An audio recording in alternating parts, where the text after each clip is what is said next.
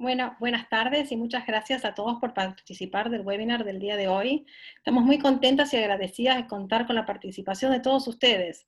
Mi nombre es Sandra Olive y junto con Virginia Genovesi seremos host del evento. Este webinar forma parte de una serie de webinars llamados Momentos de Cambio, los cuales fueron organizados y co-creados por 3 organizaciones que tienen un propósito en común. Esta es promover la diversidad en las organizaciones. Estas organizaciones son FLOR, Fundación Liderazgos y Organizaciones Responsables, FAME, Foro Argentino de Mujeres Ejecutivas y Asociación Mariana. Aquellos que a lo largo de la exposición tengan dudas o consultas podrán acercarlas en la sección de preguntas y respuestas.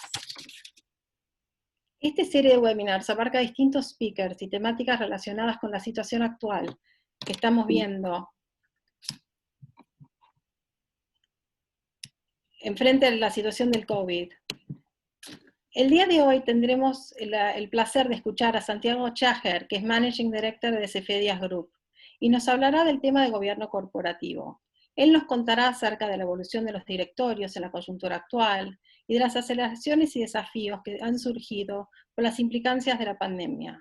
Exploraremos qué temas deben tener en consideración los directorios, y en especial quiénes tienen el rol de liderar y concebir la estrategia de negocio en entorno incierto y cambiante, aportando valor a la empresa y mitigando los riesgos.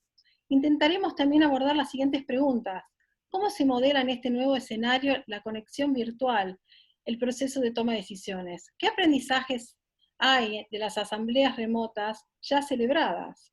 ¿Cómo se desarrollan las reuniones del directorio por Zoom? ¿Qué impactos tiene la aceleración del uso de Big Data y la inteligencia artificial? ¿Cómo se piensa ahora el tema de la sucesión de la alta gerencia y de la dirección de las compañías? Este webinar será moderado por Fernanda Mieres, socia de Becar Varela y presidente de FAME, junto con María Shakespeare, que también es socia de Becar Varela e integrante de la comisión directiva de FAME. Nos adelantamos para comentarles que el tercer webinar, que se realizará el 28 de mayo, hablaremos junto con Rebecca Wang y Gabriel Weinstein sobre cómo cambiar las reglas de juego en términos de innovación. Por supuesto, siempre en este contexto del COVID-19. En esa charla se discutirán estrategias que pueden usar las organizaciones en innovar y reinventarse en tiempo real, y cómo prepararse para la transición a esta nueva realidad o este next normal. Rebecca es cofundadora y Managing Director de Rivet Ventures y TED Speaker, y Gabriel Weinstein es director de innovación y socio de la consultora Olivia. Por último, en el cuarto webinar, que se realizará el 11 de junio, contaremos con un panel de líderes empresarios que nos contarán cómo el impacto del COVID fue en las distintas industrias y organizaciones que lideran y cuáles fueron sus lecciones aprendidas. Ese panel será moderado por la economista Diana Mondino, que es miembro de FAME, de FLOR y de la Universidad del SEMA. Como les comentábamos al inicio, el objetivo de estos webinars es reforzar entre todos los participantes el sentido de comunidad, especialmente en tiempos de COVID-19, y compartir aprendizajes con profesionales que inspiran, siempre con temáticas relacionadas con negocios, innovación y gobierno corporativo. Estos fueron los temas que motivaron la co-creación de los webinars por parte de las 3 organizaciones, que son FLOR, FAME y Asociación Mariana. Y es por eso que le daremos la palabra a Andrea Grobo Copatel, presidente de Fundación FLOR, pero también miembro de FAME y Mariana, para que nos comparta brevemente sobre las organizaciones. Asimismo, queremos decirles que este webinar será grabado y lo compartiremos luego en redes sociales. El webinar 1 pueden encontrarlo en YouTube y dejaremos en el chat el link a su acceso. Buenas tardes, Andrea. Te damos la palabra. Bueno, tengo la suerte que hoy estoy bien conectada. El otro día, a raíz de un virus, no se veía muy bien, así que bueno, estoy feliz con este encuentro que estamos haciendo, porque como bien decían las chicas, soy miembro de las 3 organizaciones, porque siento mucho orgullo de pertenecer a ellas, porque aprendo, y aprendo de todas las mujeres asociadas en las mismas, porque construimos juntas, intercambiamos, y si bien somos todas mujeres, también somos bien diversas en edades, en historias, en culturas, en gustos y en creencias, porque celebramos permanentemente la diversidad, reaprendemos, desaprendemos, y hoy más que nunca queremos Necesitamos dialogar, necesitamos empatizar, innovar, fortalecer las instituciones, generar convergencias y articular. Y esto quiere ser un ejemplo de eso, de articulación. El Foro Argentino de Mujeres Ejecutivas es una asociación civil que promociona un espacio de reflexión y networking de mujeres ejecutivas. Inició sus actividades en 1993, cuando mujeres de Financial Women Association of New York eligieron Buenos Aires para una de sus reuniones anuales. Desde 1993 se han mantenido almuerzos mensuales, ahora también virtuales, todos los primeros miércoles de cada mes en el Club Americano, con oradoras, expertos, oradores, en temáticas que las socias eligen abordar durante el año. Marianne es una asociación de mujeres franco-argentinas, profesionales y referentes en sus áreas de acción. Nació en el 2010 con el patrocinio institucional de la Embajada de Francia en nuestro país, con el objetivo de promover los lazos entre Francia y Argentina, mediante mujeres emprendedoras en los negocios, en las ciencias, las artes y la cultura. Flor es una red colaborativa que conecta y forma líderes responsables que buscan construir organizaciones que trabajen de manera justa, equitativa, diversa, con buenas prácticas de gobierno. Fue fundada en el 2012, y actualmente brinda programas dirigidos a organizaciones tales como el Premio Flor, programas in companies, y hacia las personas como el programa Mujeres en Decisión y Cosas de Mujeres. Las tres organizaciones tenemos en común potenciar mediante diferentes actividades a mujeres empresarias, ejecutivas, artistas, emprendedoras, para que fortalezcan sus redes, tengan mayor visibilidad y colaboren entre sí. Queremos liderar las búsquedas de soluciones, pero también sentirnos parte de objetivos comunes. Por ello nos remitimos a los 17 Objetivos del Desarrollo Sostenible, que están integrados, que reconocen que las intervenciones en un área afectarán los resultados de otras, y que el desarrollo debe equilibrar la sostenibilidad medioambiental, económica y social. Siguiendo la promesa de no dejar a nadie atrás, los países se han comprometido al progreso para aquellos más atrasados, y las tres organizaciones perseguimos fundamentalmente algunos objetivos de ellos, como por ejemplo el 5, que es la igualdad de género, el objetivo 8, el trabajo decente y crecimiento económico, el 10, la reducción de desigualdades, el 16, paz, justicia e instituciones sólidas, y por supuesto el 17, que es alianzas para lograr objetivos. Este quiere ser un gran ejemplo de los ODS 17, porque como decimos, nos gusta hacer con otros. De esta manera ahorramos tiempo, ahorramos dinero, somos más fuertes, nos potenciamos y vamos a ir más lejos. Gracias por escuchar, gracias por estar, gracias por acompañarnos, y ojalá disfruten mucho de esta jornada. Adiós.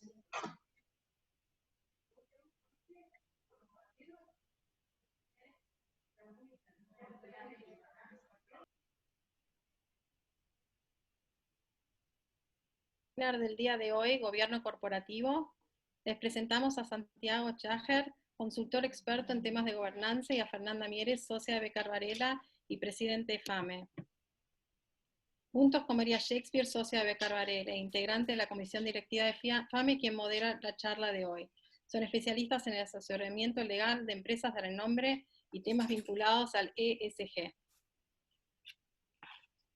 Bueno, como contábamos antes, y vamos a leer rapidito un poco la próxima slide de la vida de Santiago. Contamos con el placer de contar con él, que es Managing Director en Cefidas Group. Es codirector del programa de Gobierno Corporativo en la Universidad de San Andrés, y con quien tengo el placer de compartir el Consejo Asesor de la Fundación Flor. Mientras, si quieren, va proyectando Santiago, les cuento. La charla de Santiago durará aproximadamente 30 minutos, con lo cual aquellos que tengan preguntas, les pedimos la vayan haciendo en vivo, en la sección de preguntas y respuestas que pueden ver ahí abajo en la barra de Zoom, y dejaremos un lugar al final para tomar esas preguntas. O Fernanda o María podrán ir tomándolas si el tema está correlacionado a lo que vamos a ir viendo. Así que bueno, buenas tardes Santiago, gracias por participar, y buenas tardes Fernando y María. ¿Qué tal, Virginia, Sandra, Fernanda, María? Un gusto estar con ustedes. Desde ya me gustaría agradecerles esta oportunidad para estar conversando con todos ustedes. Es un placer. Como verán, en el apuro de entrar a la sala de Zoom, hasta yo me he olvidado una H en mi apellido, así que van a ver ahí que Chaer está escrito sin la H entre la A y la E, pero bueno, son cosas que por ahí pasan. Quería hablarles un poco por ahí de la dinámica que vamos a tener. Hemos estado hablando con Fernanda y con María de que se sientan libres de hacer preguntas a través del Q&A que tienen ahí en el sistema, mientras yo voy hablando de los diferentes temas, porque de ser así, si hay alguna pregunta que se pueda contestar ahí en el momento, se va a contestar ahí en el momento. Fernanda y María me van a interrumpir y vamos a poder conversar sobre los diferentes temas. Yo no estoy apurado de tiempo, voy a tratar de mantenerme dentro de los tiempos que hemos estipulado, pero si esto se estira un poquito más, también podríamos quedarnos. El otro punto tal vez interesante es que, obviamente, Fernando, María, ustedes me interrumpen cuando crean necesario. El otro punto que creo que hay que remarcar es un poco mostrarles la situación. Eso que ven ahí es la torta de cumpleaños de 3 años de mi hijo, que fue ayer.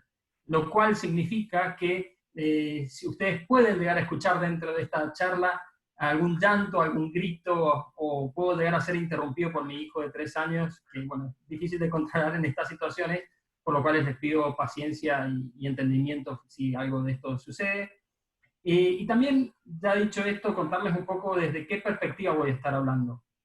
Yo desde hace más de 10 años, como bien mencionaron ahí en la presentación, trabajo en gobierno corporativo, y un aspecto del trabajo que hago es trabajar para fondos de inversiones, ya sean multilaterales o privados. Acá puse algunos símbolos, algunos logos de fondos de inversiones para los cuales trabajo, en los cuales me dedico a hacer el due diligence en materia de gobierno corporativo cuando estos fondos van a dar un préstamo o van a hacer una inversión. Entonces, mucho de lo que veo yo es de trabajo con las mismas empresas y de ver cuáles son las cuestiones prácticas que se están viendo, los riesgos que van surgiendo en materia de gobierno corporativo, lo cual me da esa perspectiva de tratar de ver la implementación práctica y no tanto teórica en materia de gobierno corporativo. Trabajo junto con los auditores en las empresas, trabajo junto con los abogados internos y externos en la empresa, y juntos formamos equipos con los cuales vamos avanzando mejores prácticas de gobierno corporativo.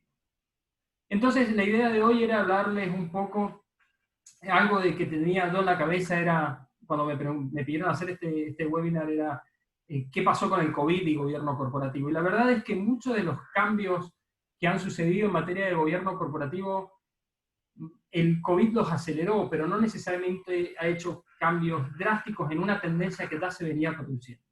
Por ejemplo, estos cambios cada vez se van haciendo de manera más acelerada.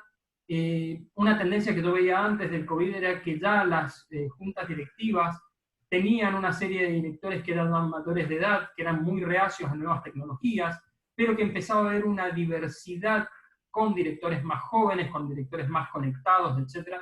Y esto empezaba a crear ciertos conflictos en la dinámica y en el manejo de las juntas directivas. Además, obviamente el rol del director en los últimos años ha cambiado de manera bastante drástica, desde ya por la tarea de fundaciones como las que hoy nos están organizando este webinar, y de las cuales quiero agradecerle tanto a Flor, a FAME y a Mariane, a la Asociación Mariane por la invitación, ¿no es cierto? No solo estas instituciones, sino también el uso de redes sociales, la dinámica empieza a poner nuevas responsabilidades a los directores. Y entonces estos no solo tienen que entender la disrupción que genera la tecnología, sino empezar a considerar nuevos riesgos en la administración y también la exigencia de optimización del desempeño. Entonces, ya deja de ser esa relación una empresa con sus inversores y que comunicaba una sola vía de comunicación, sino que hoy el diálogo se convierte en 2 vías. Los inversores preguntan a través de redes sociales, las redes sociales tienen impacto, hay mayor llegada por parte de los diferentes stakeholders, grupos de interés, no necesariamente solo inversores, y de esta manera el rol del directorio, de la junta directiva, pasa a ser un poco más complejo en la cantidad de temas que debe abarcar. Además de que, obviamente, el crecimiento de información disponible ha crecido exponencialmente, lo cual le suma un rol a la junta directiva de entender cuál es la información que es importante y no necesariamente cuál es la información que es un ruido. ¿no? Que es lo que se llama noise information, aquello que directamente es mucha información pero no aporta al desempeño de la empresa.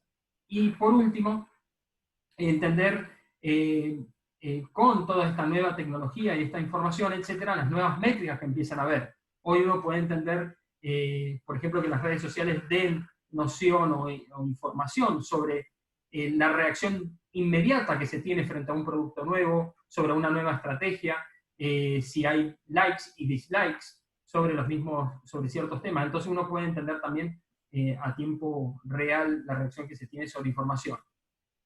Esto, de alguna manera, mi idea inicial antes del COVID era de que las juntas directivas iban a ir a un cambio, paulatino, pero iban a ir a un cambio. Y tal vez uno de los ejemplos más interesantes que encontraba yo en el mercado era el caso de la junta directiva de Netflix, en la cual, por el tipo de negocio que tiene Netflix, de gran input de información, ¿no es cierto? Cada vez que uno hace un clic en Netflix, está dando información a la empresa de los gustos, la cantidad de tiempo que uno está frente a la pantalla, la cantidad de publicidades que uno ve dentro de Netflix, y el like y dislike que uno le puede poner, todo esto generaba grandes cantidades de información. Y entonces Netflix repensó cómo debería ser su junta directiva, y ellos dicen que tiene que ser una junta liviana y ágil. Y básicamente le piden a los miembros de la junta directiva que tengan una conexión asincrónica constante. Esto quiere decir, no todos tienen que estar conectados a la junta directiva al mismo tiempo, sino que ellos tienen una tablet y en la cual reciben constantemente información y pueden ir chequeando esa información. Y además, esto les permite a los miembros de la junta directiva tener ciertos tiempos de silencio con respecto a la empresa. Pero además, sí tienen de manera sincrónica reuniones coordinadas en las cuales discuten esos temas. El otro punto interesante es que, como ya dije, tienen acceso a los datos internos de Netflix constantemente a través de estas tablets, pueden ver constantemente las métricas y además de esto pueden participar de las reuniones gerenciales como observadores. O sea que no pueden hablar ni votar, pero sí escuchar lo que la gerencia está hablando sobre el día a día de la empresa. En cuanto a la información que reciben, es información muy breve, sucinta, al punto, 30 páginas con un alto grado de análisis. Y entonces, cuando les preguntan a estos miembros de junta directiva qué funciona diferente con respecto a los otros, dicen, la verdad es que nuestra toma de decisiones es mucho más ágil, mucho más importante para la empresa. Seguimos manteniendo nuestro rol de supervisión y de estrategia, no nos metemos en el día a día, pero esa estrategia está mucho más adaptada y la supervisión es de reacción mucho más rápida frente a errores que pueda cometer la estrategia. Eso sí, les tomaba tal vez el doble de tiempo en prepararse, porque están constantemente metidos en esa junta directiva semivirtual, pero además, cuando tenían las reuniones, esas reuniones eran mucho más fructíferas. Lo cual esto me dio a mí la noción de que hay una tendencia a este tipo de juntas directivas y esto iba a ir avanzando paulatinamente. Y hoy el COVID lo ha acelerado de una manera bastante importante. Y entonces, cuando empezamos a ver, antes de la pandemia ya hay una tendencia de innovación digital. Hay muchos temas que se pueden considerar, desde el Big Data, como mencionábamos, y todo lo que es computación en la nube, como el tema de realidad aumentada, Internet de las cosas, impresiones 3D, por ejemplo. Si nos pusiésemos a hablar de este tema, hay todo un tema de IP, de Intellectual Property, importante con el tema de impresiones 3D. ¿Qué pasa con ciertos productos de empresas cuando las personas pueden empezar a imprimirlas en las casas? O la utilización de drones, o el tema de wearables, por ejemplo, cuando uno en un futuro se inyecte un chip y con eso pueda transmitir cierta información o chequear su salud. ¿Ese chip inyectado es parte de uno o es todavía responsabilidad de la empresa que lo creó? ¿No es cierto? Hay un montón de temas, ciberresiliencia, el tema que constantemente se habla, los ciberataques y la ciberseguridad, ¿no es cierto? Tal vez era el tema que más se venía hablando. Pero para esta charla tal vez yo quería remarcar que todos estos temas tienen importancia en gobierno corporativo. Voy a intentar concentrarme brevemente en 4 que me parecen muy interesantes para conversar, como son blockchain, la inteligencia artificial, la automatización de procesos a través de robots, lo que es el RPA, y la revolución de la comunicación integrada como las redes sociales. Y hacer algunos highlights de cómo eso impacta en gobierno corporativo. Entonces, tal vez el punto que generalmente más se escucha en el día de hoy a través de Bitcoin y todo eso es el blockchain, ¿no? Y para mí, no quiero hablar de Bitcoin, yo no soy un especialista en el tema, pero sí intentar entender cómo la tecnología atrás de Bitcoin puede afectar el gobierno corporativo. Y entonces, en ese sentido, uno empieza a ver que el blockchain, esa tecnología atrás de Bitcoin, tiene una parte de criptografía, donde la información está críptica y no es fácil acceder a esa información sin los programas correctos para descifrar la información. Es además la suma de ciertos contratos inteligentes, donde ante ciertas pautas se van cumpliendo esos contratos, y tal vez la base más principal es que funciona con unas redes peer-to-peer, P2P, o sea, de persona a persona dentro del sistema. Esto lo lleva al blockchain de que toda la información se va juntando en ciertos bloques, y esos bloques cuando se van completando se van vinculando a otros bloques que se empiezan a completar. Y lo hace esto una tecnología bastante interesante porque le da una seguridad extrema a que no se pueda revisar o cambiar sin noción del resto de los miembros de ese blockchain la información que ya se introdujo. Entonces, de esa manera, primero lo convierte en un sistema descentralizado. Uno no necesariamente tiene un broker que tiene que manejar el sistema, lo manejan todos los miembros de la red, y es bastante seguro porque los cambios se tienen que hacer por consenso y no permite ataques maliciosos individuales. Estos se pueden aislar de una manera bastante rápida. Y además, de alguna manera tiene unas características ciertamente inmutables para esto, porque cuando uno empieza a hacer un cambio en uno de esos bloques, si se van, no solo tiene que hacer cambio en ese bloque, sino que tiene que pedir la preaprobación de todos los bloques que se construyeron arriba, encima de ese bloque. Y entonces de esa manera los cambios se vuelven mucho más difíciles. Y si hubiese un bloque nuevo, necesitaría la revisión de vuelta de todos los bloques que están arriba del bloque que ibas construyendo. Entonces, eso da muchas ventajas que uno podría utilizar en materia de gobierno corporativo. Esto sí, obviamente, tiene escalabilidad y desventajas, tanto en la escalabilidad, porque ese ledger, ese lugar donde se acumula toda la información del blockchain tiene que ir, es un documento que va creciendo en tamaño y necesita mucha capacidad de computación para manejarlo, y cada vez se vuelve más difícil ese manejo de ese ledger. Obviamente, hay un tema sobre privacidad. La privacidad que hoy se tiene sobre propiedad, por ejemplo, de acciones, sería bastante difícil mantenerla, porque si bien uno puede utilizar un usuario, un nombre ficticio como usuario, de por sí se sabría que las transacciones que hace ese usuario son tal y cual, ¿no? Y obviamente, que si bien no hay un intermediario, sí tendría que existir una gobernanza. Hay un cierto grado donde se tienen que establecer las reglas y saber quién lo ejecuta, por lo cual existe un pequeño grado de descentralización en ese aspecto. Entonces, si uno piensa esta tecnología, y que sí, seguro que acá entre los participantes hay expertos, pero yo hablando con ciertos expertos me decían, mirá, esto puede tener aplicación de esta manera o de otra, y todavía no está totalmente desarrollada, pero se está desarrollando en estos momentos.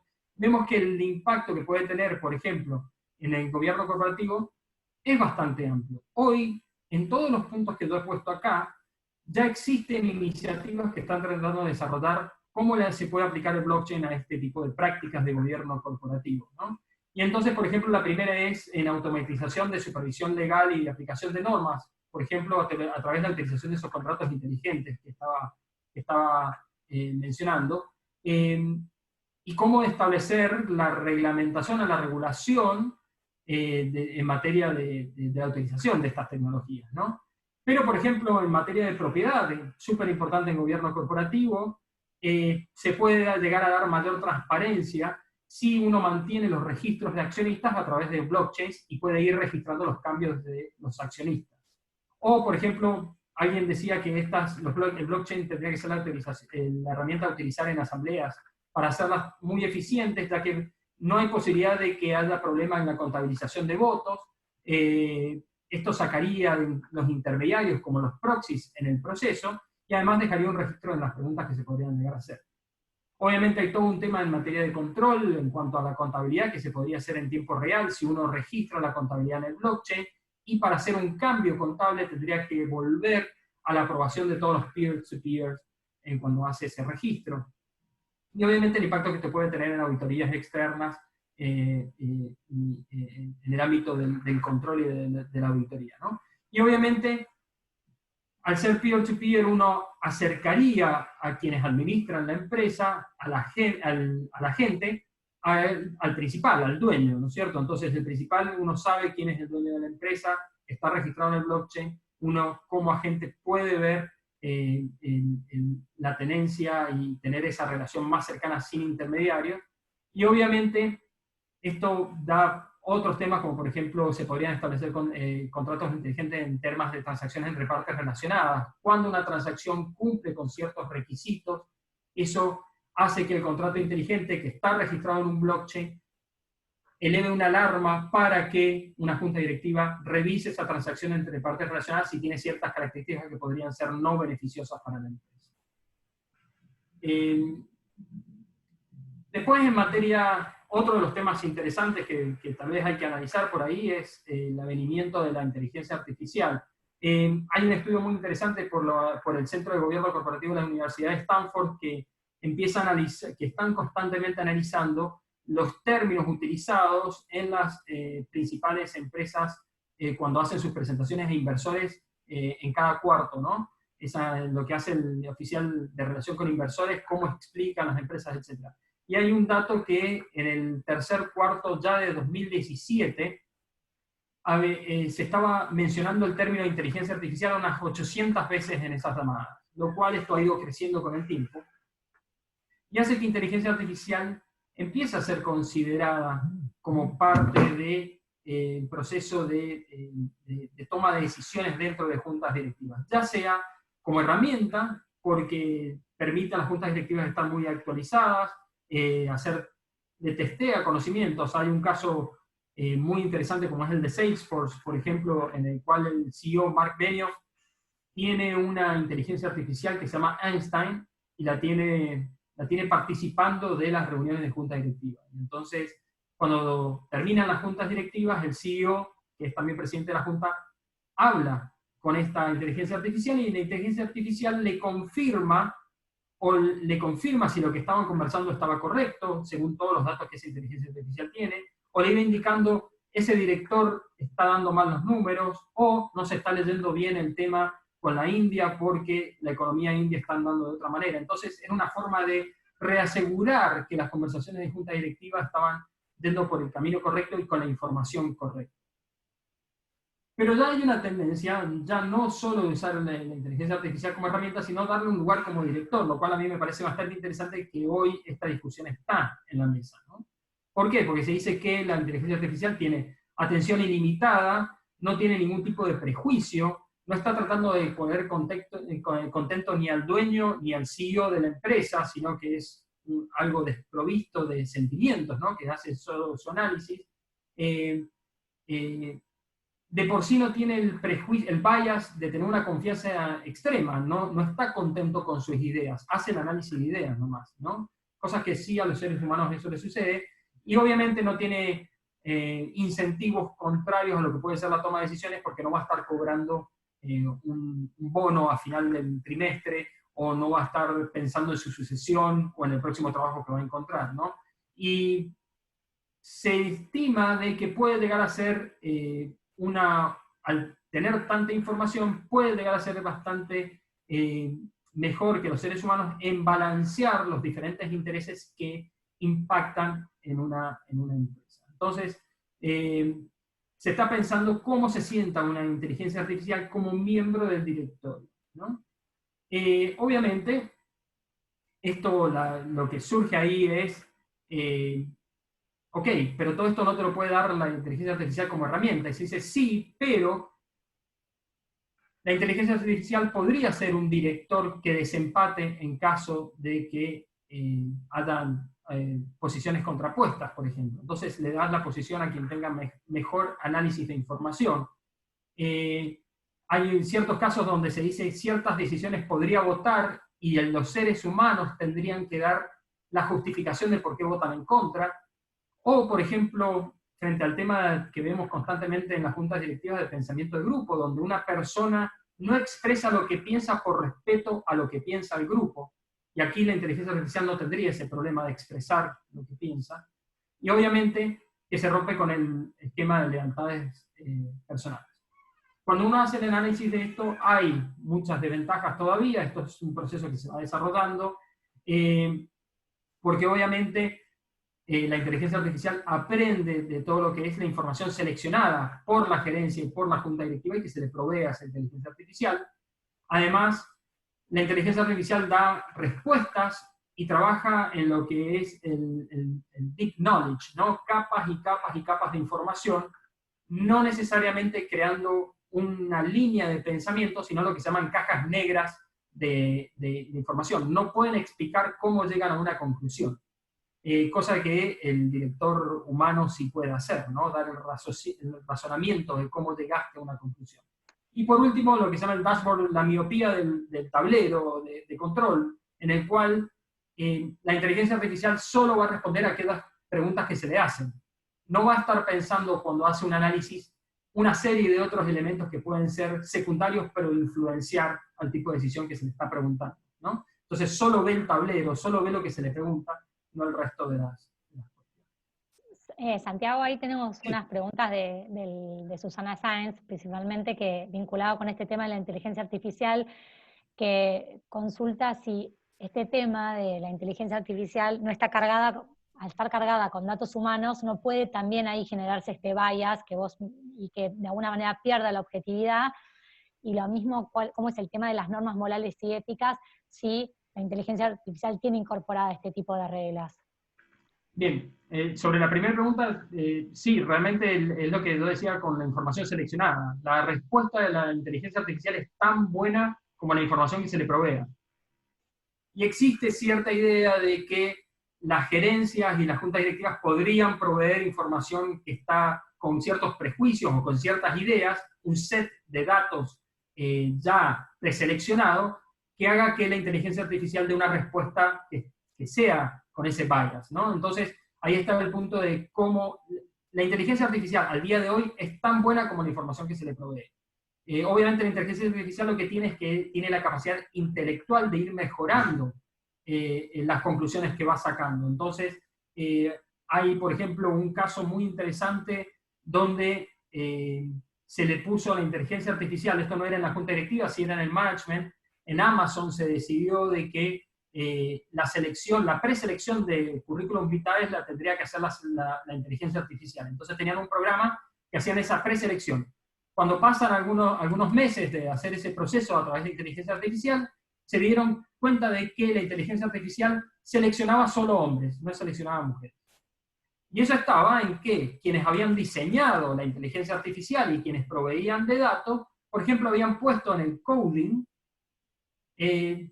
cierta selección de que cuando viese la inteligencia artificial una debilidad en un punto, tomase eso como un aprendizaje y no lo aplicase para las restantes. Entonces, la inteligencia artificial había aprendido que cuando veía en los currículos la palabra women o woman, deseleccionaba ese currículum, o no le daba la prioridad que debía tener. Lo cual reflejaba a la inteligencia artificial un bias que estaba en la empresa, en la parte de recursos humanos, no necesariamente porque la inteligencia artificial fuese discriminadora, ¿no? Entonces sí, eso es totalmente. Y después con el tema moral, el tema de la ética, es el gran tema de la inteligencia artificial.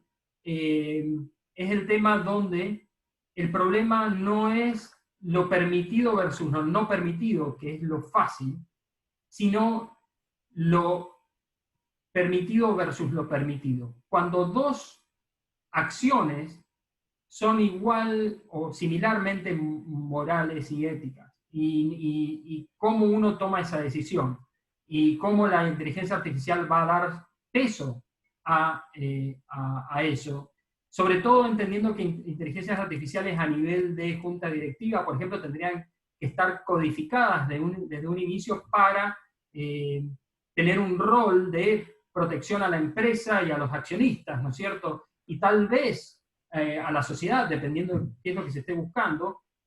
Y entonces uno empieza a ver, bueno, pero se van a tomar decisiones que vayan en contra del gobierno, se van a tomar decisiones que vayan en contra de un sector social en particular.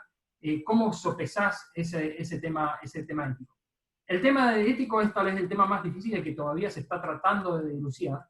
Y por eso, en materia de inteligencia artificial, todavía cuesta encontrar situaciones donde han sentado directamente un director como inteligencia artificial. Espero que eso haya más o menos redondeado la pregunta. No sé si hay otra pregunta o continúo, vos me decís, Fernanda. No, si querés continuar y Dale. después más adelante tomamos otros comentarios. Perfecto. Entonces, otro de los temas que me parece muy interesante entender es también cómo la robótica, no solo la inteligencia artificial, sino la robótica puede influenciar en materia de gobierno corporativo. Y entonces acá uno empieza a ver cómo todo el sistema de cumplimiento, monitoreo y control empieza a utilizar, ya venía utilizando sistemas de IT, de manejo de riesgos, etcétera, que eran automatizados. Pero lo que uno ve de esta automatización es que la suma de esa automatización con la interpretación de la inteligencia artificial es lo que lo hace exponencial, ¿no es cierto? Y entonces empieza uno a ver donde se empiece a detectar medidas que sean particulares para ciertos empleados. Algo que hemos visto en los últimos años es a través de las encuestas de desempeño, cuando uno hace una encuesta 360, etcétera, hay ciertos sistemas que van recopilando datos y van creando perfiles de los empleados, y esto les permite, por ejemplo, hacer capacitación específica. Esto es muy importante para una junta directiva, porque de alguna manera empieza a tener información donde puede segregar de una manera muy detallada el funcionamiento de la empresa y entender qué unidad le está dando mejor y entiende, por ejemplo, temas de compliance y dónde, en qué unidad puede tener un riesgo ético o de integridad. Y de esa manera canalizar recursos más específicos dentro de la misma empresa.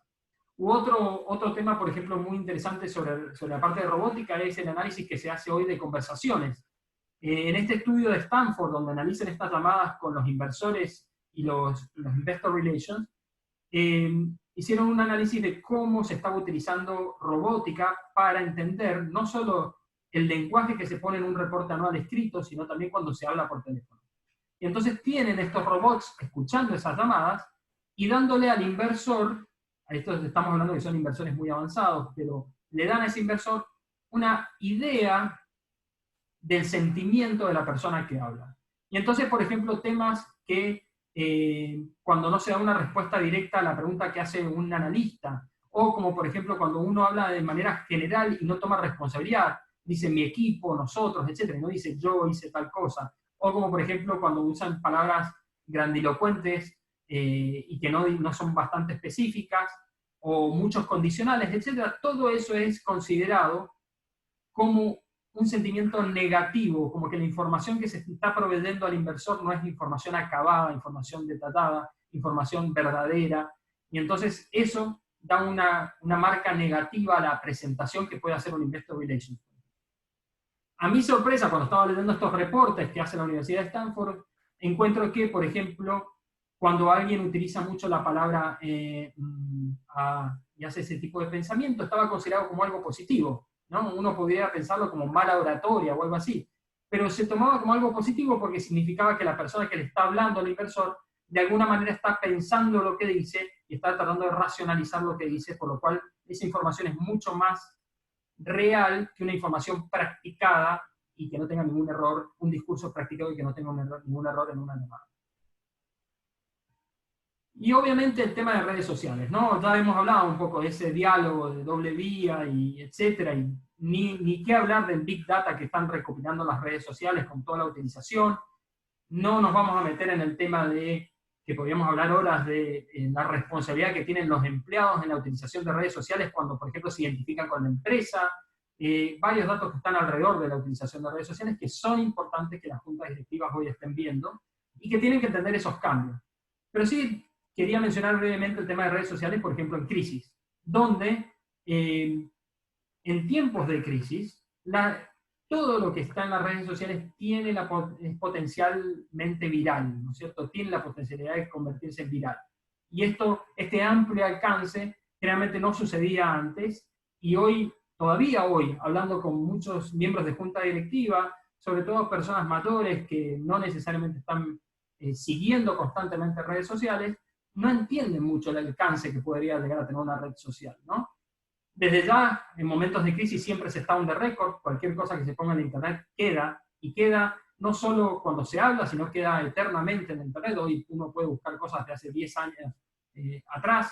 Obviamente hay una demanda activa de los diferentes grupos de interés, donde le piden a la empresa respuestas. Antes la comunicación era unidireccional, era la empresa la que hablaba, y además hoy en día el diálogo, como ya mencioné, importa. Sobre todo, por ejemplo, de que frente a una crisis, estas se vuelven exponenciales porque no hay límites geográficos donde se pueda delimitar el impacto que tenga esa crisis a través de que se expresa a través de redes sociales, y la demanda de respuestas y de proporción de información está 24 horas al día, 7 días a la semana, 365 días del año, ¿no? Perfectamente una crisis puede, para una empresa, iniciarse en China un viernes a la noche, y uno no puede tener noción de que eso está sucediendo si no está viendo la red social hasta el lunes en la mañana, ¿no?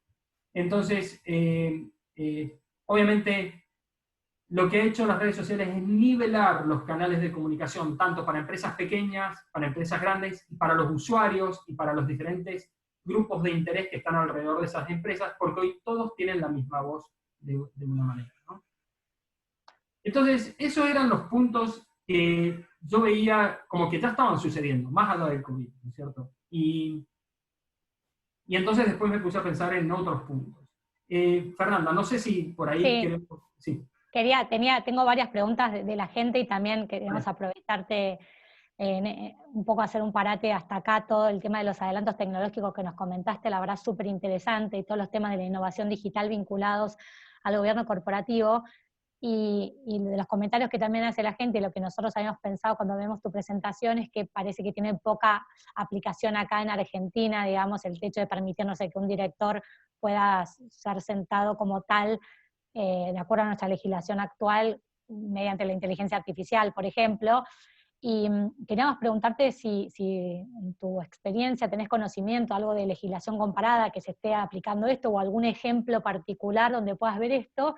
Eso por una parte, y por otro lado, ya te dejo adelantada otra pregunta que nos hizo acá María Laura Buscaglia, es ¿cuán cerca crees que están todos estos adelantos tecnológicos, o alguno de ellos, de aplicarse en Argentina? Si es que sabes algo de eso, ya que para las empresas sería muy bueno poder contar, por ejemplo, sobre todo para las pymes, el tema de contar con inteligencia artificial para tomar buenas decisiones, produciría un cambio sustancial en ellas. Así que bueno, te dejo picando esas dos preguntas, legislación comparada y cuán cerca está acá de la aplicabilidad en Argentina. Creo que voy a poder dar una respuesta combinada a ambas preguntas.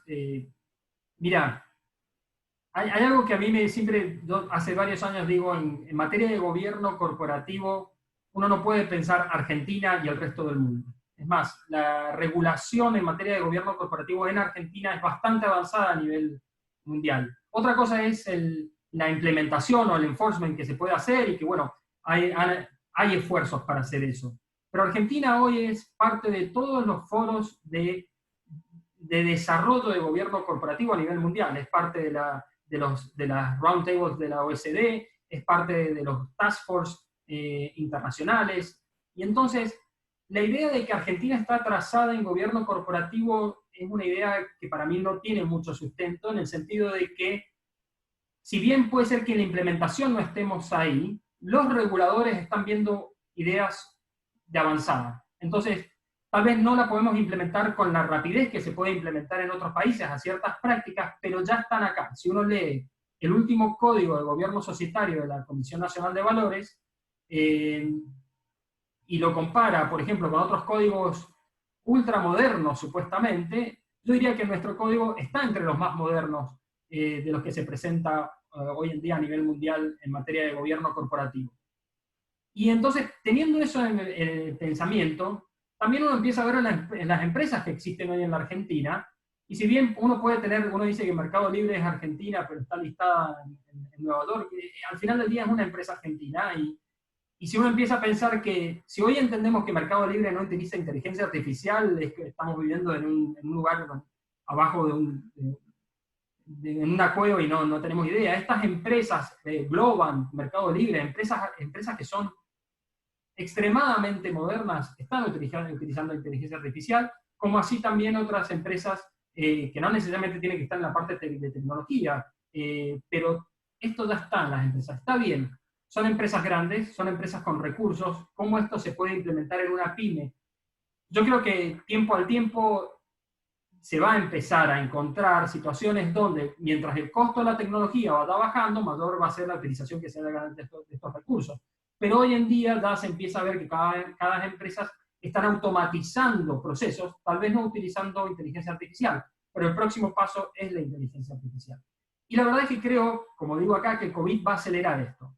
No hay forma que el COVID, hoy, un buen CEO de una empresa no esté pensando cómo digitalizo mi empresa, cómo la virtualizo, cómo tomo mayor datos y empiezo a trabajar en estos temas. Entonces eso de manera general te respondo sobre que me gustaría hacer esa distinción. No es que uno siempre tiene la sensación de que Argentina está fuera de esta conversación y para mí no lo está.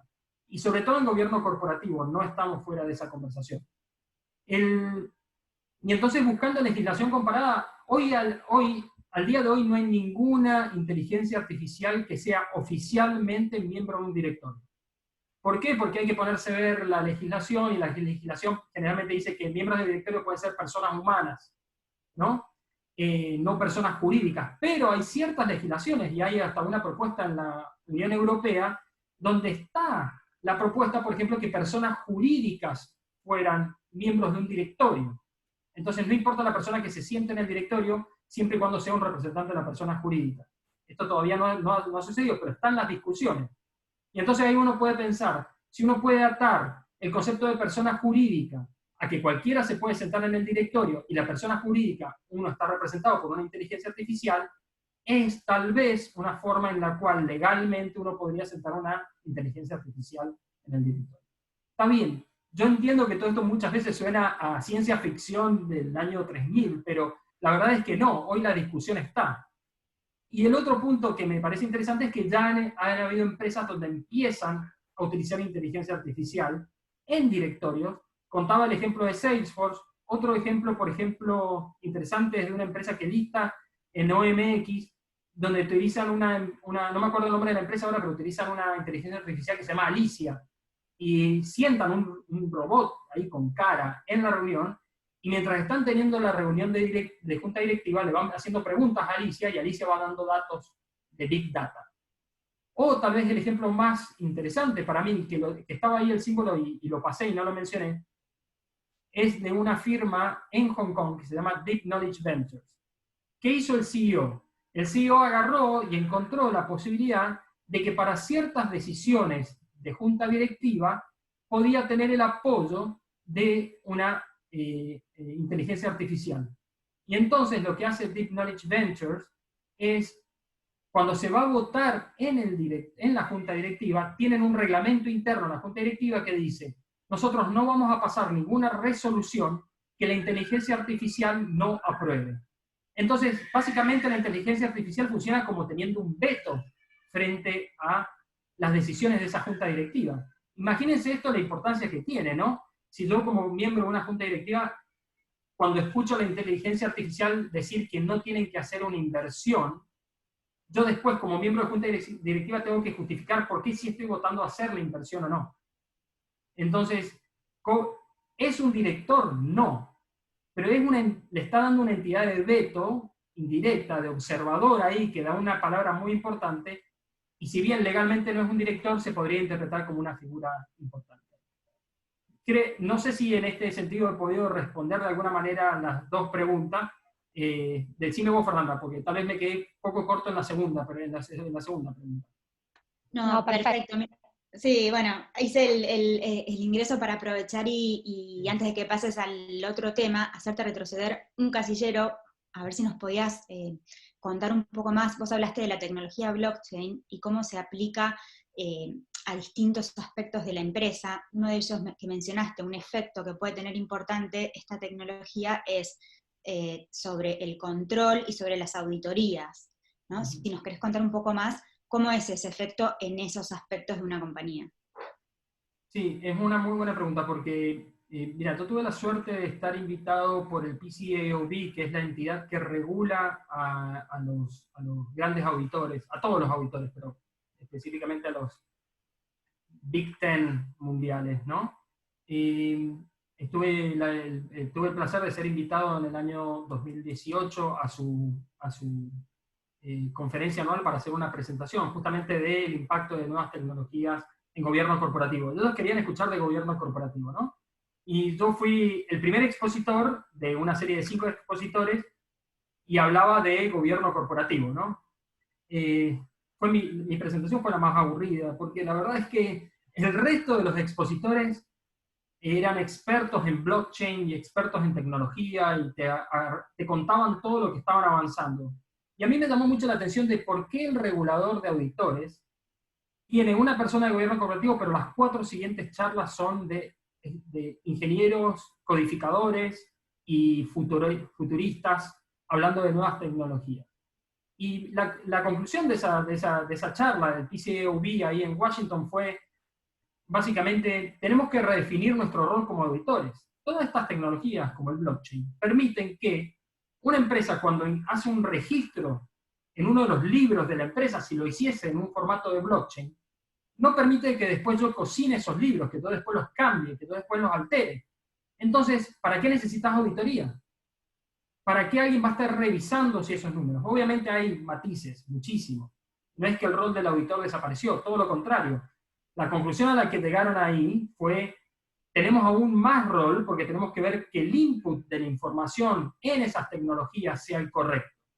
Y esto quiere decir que nosotros tal vez perdamos, cuando decían nosotros, decían que los auditores pierdan esa capacidad de ser totalmente externos, pero pues tengan el expertise de estar trabajando más en el día a día con la empresa, asegurando que el input de información sea directo. Entonces, tal vez cuando yo digo que por ahí uno puede pensar en la desaparición de auditorías externas, no es porque no tengan más trabajo, sino porque el trabajo se va a focalizar en ser más proveedores a través de recursos más internos que externos. Y pienso que las auditorías, las firmas de auditoría, son quienes, si uno hace un research, están siempre a lo más avanzado de las tecnologías y entendiendo cómo se da esa integración. Y pienso que tienen un rol muy importante de acá en adelante.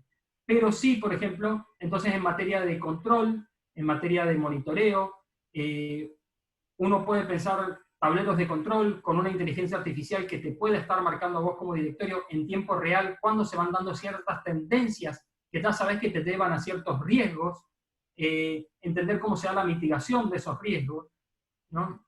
Otro rol, por ejemplo, que estaban viendo ahí los auditores justamente es que ninguna de estas firmas auditoras hace solo auditoría, hace también tax, legal y otros temas, ¿no? Y entonces estas tecnologías permitían integrar esas diferentes áreas que ellos trabajaban, ¿no?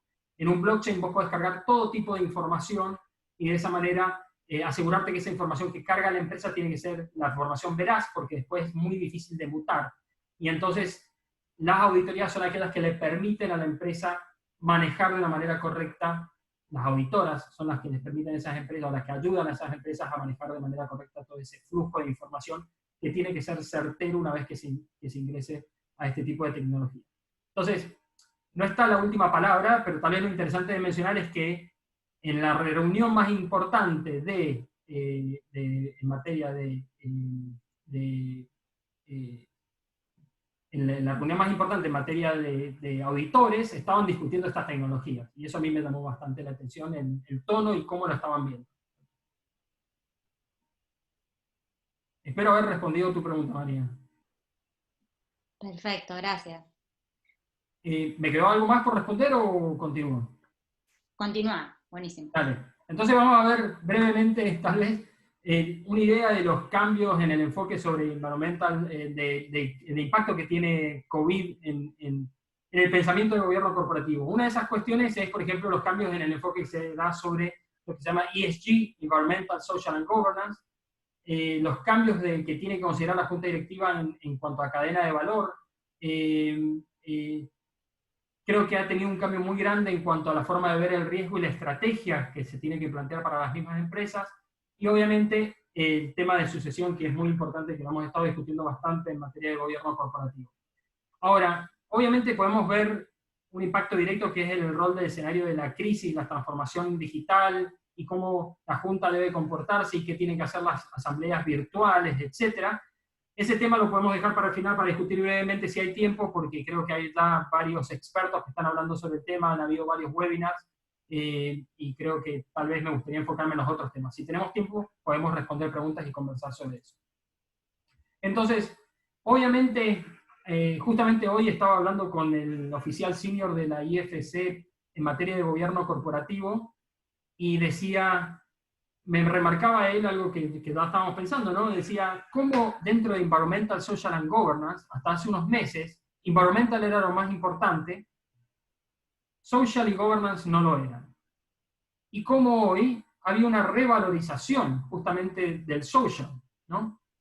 Justamente cómo una empresa administra sus recursos humanos, tanto con el tipo de precarización del trabajo que hemos visto, la posibilidad de despidos, etc., hace que el aspecto social, por ejemplo, para un inversor cuando va a invertir o dar un préstamo, etc., le importe mucho el manejo social que tiene la empresa, no solo de sus empleados, sino de sus grupos de interés, ¿no? Y esto requiere de que ya no sea una cuestión de discurso, no sea una cuestión de decir, no, dimos X cantidad de dinero para pintar colegios, sino realmente tenés que mostrar que tenés un impacto, que tenés un pensamiento a largo plazo, que tenés una visión sustentable. Ya no es la acción breve y de discurso, sino realmente lo que se busca es que sea una cuestión de acción. Sobre todo, por ejemplo, con la crisis que se ha generado, ¿no es cierto? Algo, no me acuerdo dónde lo escuché, pero sí me quedó muy grabado en la cabeza, que decía, las empresas serán recordadas de cómo sus juntas directivas trataron el tema del COVID. Esto es histórico. Siempre se nos vamos a acordar cómo una junta directiva reaccionó frente al tema del coronavirus. Y es, por ejemplo, si ustedes, obviamente es un ejemplo bastante llamativo, ¿no? Pero si ya han tenido el placer de seguir a Elon Musk en Twitter durante los últimos días, ¿no? No solo podemos hablar horas sobre las cuestiones que ha tuiteado, pero Elon Musk, el fundador de Tesla Motors, ¿no? Los autos eléctricos, uno de sus tweets últimos fue: volvemos al trabajo, no nos importa lo que el gobierno local del county, donde Alameda County, que es donde ellos trabajan, donde tienen la fábrica, no nos importa que no nos permitan trabajar, porque ellos están en lockdown, en cuarentena, igual que nosotros, ¿no? Y Elon Musk dijo, nosotros no nos importa lo que el gobierno dice, nosotros vamos a volver a trabajar, yo voy a estar ahí trabajando con el resto de la gente, y si me tienen que arrestar, que me arresten. Imagínense el impacto que tiene esto en una empresa que está listada en el mercado de capitales. La acción no sabe para dónde ir, además de otros comentarios que ha hecho, que los podemos comentar más tarde.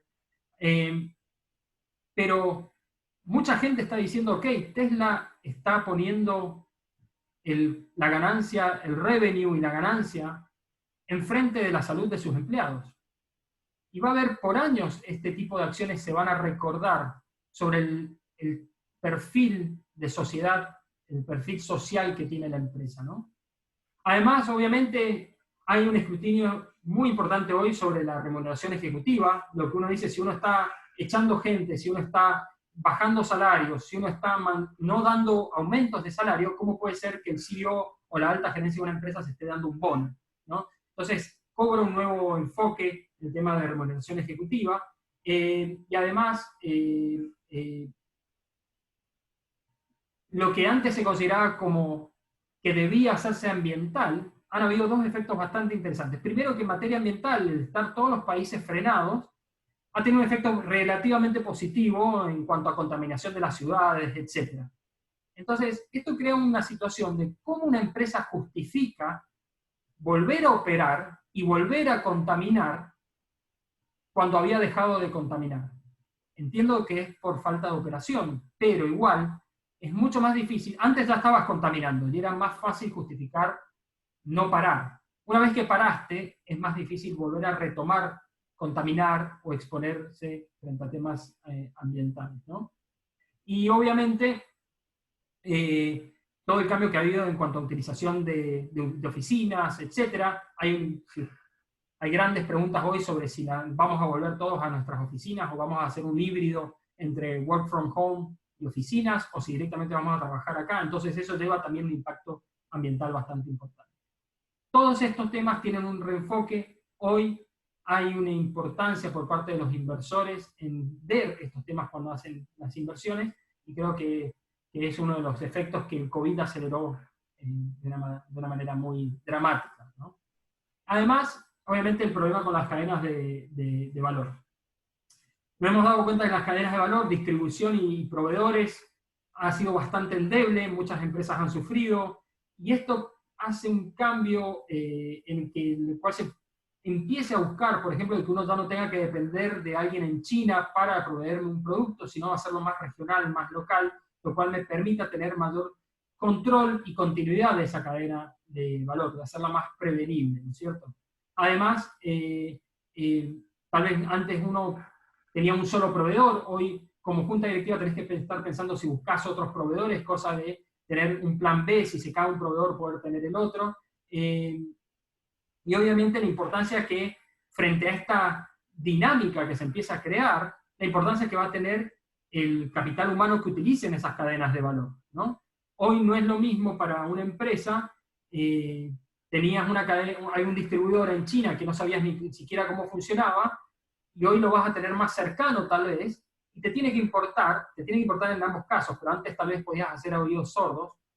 Hoy, teniendo la cadena de valor más cercana, tal vez no puedas hacer oídos sordos a cuáles son las condiciones laborales dentro de tu distribuidor o proveedor, o cómo ellos respetan el medio ambiente, o cómo ellos tratan el aspecto social, o el mismo gobierno corporativo, ¿no? Tener cadenas de valor con dueños que tengan mala sucesión es un riesgo muy importante para la empresa que está dependiendo de esa cadena de valor, ¿no?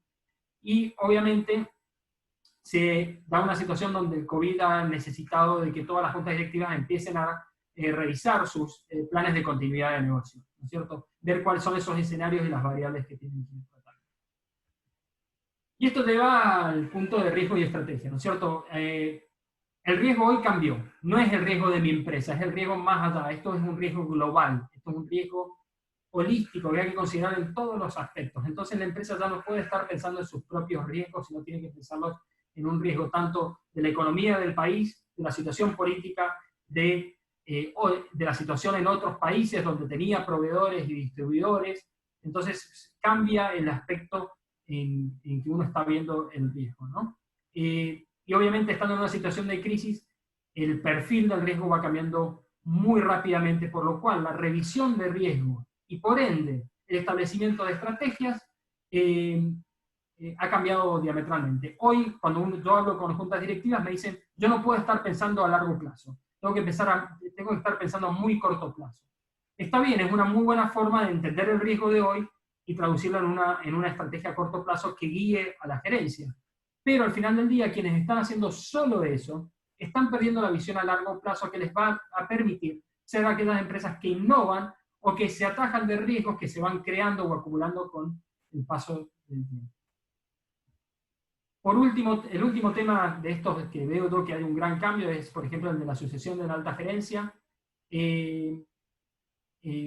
No solo porque los CEO y los gerentes de alto nivel puedan llegar a enfermarse y estar impedidos de continuar sus funciones, o morir, etc., sino que estoy hablando de sucesión en materia de, hasta puede ser porque cambiaste la estrategia y necesitas una nueva alta gerencia que pueda llevar esa estrategia adelante, o porque necesitas temporalmente a alguien que sepa manejar una crisis, o porque cambió tu clientela y necesitas hoy tener nuevos clientes y alguien que entienda esos nuevos clientes. O sea que no estoy hablando de sucesión en materia de muerte, sino estoy hablando de sucesión solamente de cambio, de planificar el cambio gerencial que uno pueda llegar a tener en la empresa. Y eso es un punto clave para juntas directivas. Uno tiene que tener el reemplazo de su alta gerencia preparado, porque no solo tenés hoy más riesgo con esas personas, sino que necesitas actuar, reaccionar de una manera más ágil frente a esas situaciones. Además, pienso yo de que tanto la crisis económica como que van a haber empresas que no dan pie en la nueva situación va a haber oportunidades de fusiones y adquisiciones bastante importantes, lo cual va a requerir de que frente a esas fusiones y adquisiciones existan las posibilidades de tener estructuras sucesorias dentro de la alta gerencia para que estas puedan continuar con el negocio. Y obviamente, ¿cómo haces frente a esos cambios de gerencia para mantener la comunicación tanto con tus grupos de interés, clientes y empleados, para que se piense justamente que se tiene una línea de pensamiento, ¿no es cierto? Que es una visión a largo plazo y que la empresa no está solo pensando en el próximo trimestre cómo cierro números y cómo estoy pagando sueldo, ¿no? Entonces, de alguna manera eso me lleva al final de los puntos que quería presentar. Me imagino Fernanda y María, estaba viendo yo por ahí que había como más de 10 preguntas en el Q&A, así que les dejo la posibilidad de ustedes que me hagan esas preguntas y conversamos. Dale, gracias Santi, buenísimo. Si hay un montón de preguntas, por ahí te coordinamos un par de preguntas, así no se hacen tantas. Ya estamos sobre la hora. Una de las preguntas tiene que ver con los contratos de financiamiento y si vos ves que estos van a tener mayores cláusulas con temas de ESG o cláusulas más ejecutables, más enforceable, que en el pasado, y esto a su vez va a, digamos, a hacer que se desarrollen mejor las políticas sobre ESG en cada una de las compañías. Y sobre todo, también preguntan por tu experiencia con los multilaterales, que son quizá los que más empujan estas cuestiones. ¿Cómo ves que esto se va a ir dando a partir de ahora? Bien, es una muy buena pregunta. Creo que hay que dividir en dos etapas. La etapa inmediata que estamos viviendo hoy, de cómo están reaccionando las diferentes multilaterales, y la etapa de acá, después de unos meses que ya se ha calmado un poco la situación. Todas las multilaterales que presenté en esa primera slide, tanto IFC, IDB Invest, CAF, FMO, etc., todas han dedicado un número bastante alto de fondos para reacción frente a situaciones del COVID. Creo que el World Bank dispuso para el IFC algo de $8 billones para inversión, en inversiones que ellos ya tienen en materia para ayuda en el COVID, por ejemplo. Y entonces, esto yo lo he visto en todas las multilaterales. A corto plazo, hoy, para poder dar esos préstamos, para poder hacer esas inversiones, se está trabajando, sí se le da mucha importancia a Environmental, Social and Governance, pero se lo hace desde el aspecto de que son caveats, que son requisitos a completar a futuro, porque la plata la necesitan dar hoy. No es que le pueden pedir a la empresa, cambiame esto, haz estas modificaciones, tené un plan de sucesión y después te doy el dinero. O sea que lo que están actuando es ex post. Están dando el dinero hoy y hacen que la empresa se comprometa. Y esto es más o menos una cuestión de advisory, ¿no? Es una cuestión de asesoría. Después la empresa va, contrata un consultor y hacen todo el trabajo en materia de Environmental, Social and Governance. Entonces sí tiene importancia, pero el aspecto que está teniendo hoy es con ese tono. Quiero aclarar que antes del COVID también era así. Se hacía la inversión o se hacía el préstamo y se le exigía, salvo que fuese algo muy grave, a la empresa en un plazo de 1 o 2 años completar ciertos puntos de Environmental, Social and Governance. El otro tema es lo que pienso y lo que estoy entendiendo yo que va a empezar a pasar en el futuro, no inmediato, pero tampoco tan a largo plazo, sino inmediato, donde ya se empieza a normalizar un poco la situación. Es clave, y estoy seguro, de que las multilaterales van a empezar a poner cláusulas en sus contratos para el cumplimiento de cuestiones de Environmental, Social and Governance. Y tal vez el cambio ahí, María, se da no tanto en que cambian las cláusulas, que son más gravosas o más difíciles de llevar adelante, porque esas cláusulas generalmente son ya complejas y detalladas, sino en el enforcement en la implementación que las multilaterales van a experimentar. Justo antes del COVID ya habían sucedido 2 o 3 casos donde las multilaterales empiezan a estar expuestas en responsabilidad frente a problemas de riesgos ambientales o riesgos sociales o riesgos de gobierno corporativo, por lo cual esto ya se venía pensando. Lo que ha hecho el COVID es acelerarlo y hacer que los multilaterales estén más enfocados en ese tema. Respondí hiciste dos preguntas, y sí. creo que respondí una sola, ¿no? Sí, no, estuvo perfecto, y la verdad que lo que nos pasa es que es interesantísimo escucharte y tenemos muchas preguntas que fuimos tratando de hacértelas a lo largo de la presentación. Ahí vemos que pusiste tu mail y quizá lo que podemos invitar un poco a la gente para tratar de cumplir el horario, porque la realidad es que ya son las 4:15 y nos gustaría que, bueno, la gente pueda volver a sus obligaciones, pero que bueno, estando tu mail ahí, algunas de las preguntas te las vamos a hacer llegar, si te parece, y después por ahí las podemos responder.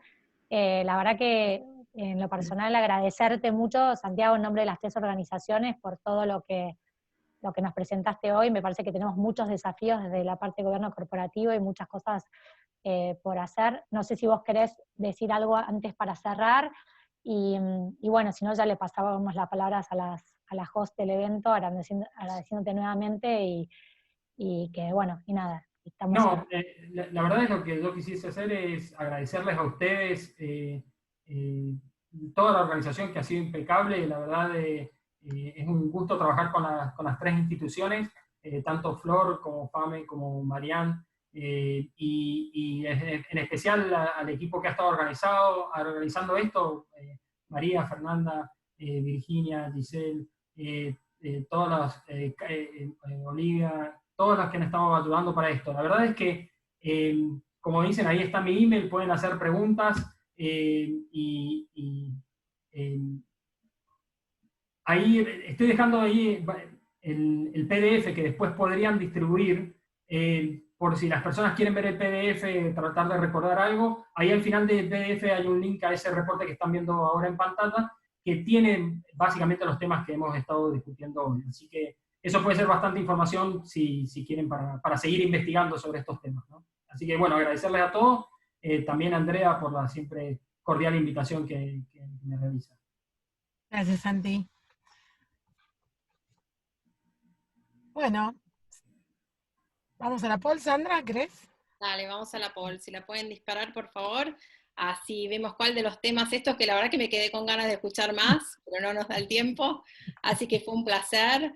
Para ver cuál de estos temas que abordamos, cuál les gustó más, cuál fue de su mayor interés, digamos, porque a mí me gustaron todos, así que... Wow, ok. Ahí lo vemos en pantalla, así que sería bueno si van votando.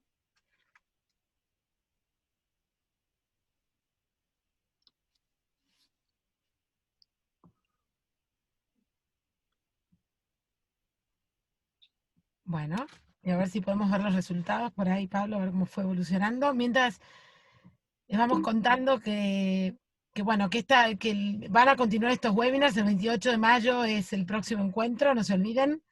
Y bueno, vamos a ver, por supuesto, temas de innovación con Rebecca Wang y Gaby Weinstein. Ahí están los resultados, a ver. Bueno, impacto tecnológico y redes sociales se llevó la mayoría, ¿no, Sandra? Sí, totalmente. Yo hubiera votado eso también, era lo que más me impactó. Es como el futuro, ¿viste? Todas las oportunidades que tenemos. Total. Bueno, vamos a los agradecimientos.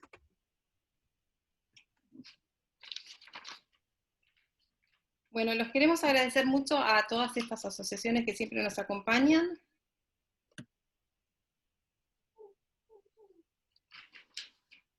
Ahí las podrán ver, cada una de las fundaciones. Igual esto es una alianza, así que todas co-crean con todas.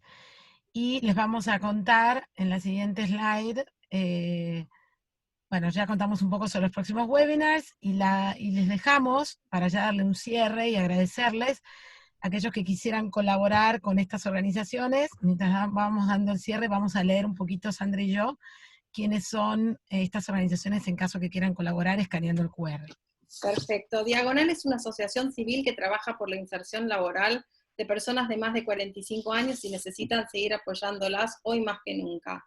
Casa Rafael atiende a chicos en situación de precariedad y riesgo psicosocial, estimulando la creatividad de diversas disciplinas artísticas y brindando un acompañamiento. Fundación Medicina Familiar es un centro de atención llamado San Pantaleón, que se atiende de forma gratuita en la comunidad de Bajo Bulón, con los cuales altamente necesitan mucho apoyo para alimentos y elementos de limpieza. Acá pueden escanear los QRs directamente que elijan.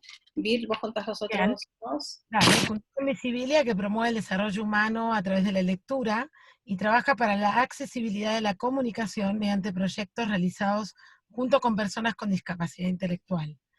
Y Nuestras Huellas es una ONG que apoya a mujeres emprendedoras de barrios vulnerables a través de la metodología de bancos comunales, las cuales en la actualidad no pueden generar suficientes ingresos.